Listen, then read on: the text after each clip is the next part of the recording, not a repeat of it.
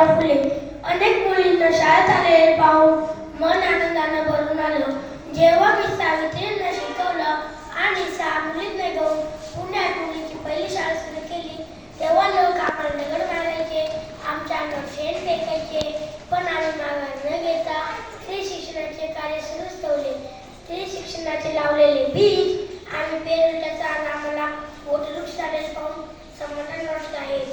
कारण एक स्त्री शिकली की संपूर्ण कुटुंब सुरक्षित होते आणि देशाला उन्नत करणारा सुजन नागरिक घडू लागते. आज प्रत्येक क्षेत्रात स्त्रिया उच्च पदे अभिमानाने भूषवितात.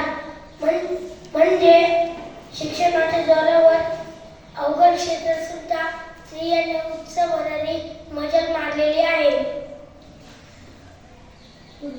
पूर्वीच्या काळी मुलींना चूल आणि मुलंच सांभाळायचे म्हणून त्यांना कोणी शाळेत पाठवत नव्हते. कारण जिच्या हाती पाण्याची दोरी ती जगाला उधारी, असे पूर्वीचे विचार होते. पण मी तो विचार बदलला आणि समाजात नवीन विचार आणला. तो म्हणजे जिच्या हाती शिक्षणाची दोरी ती जगाला उधारी, ती जगाला उधारी. धन्यवाद.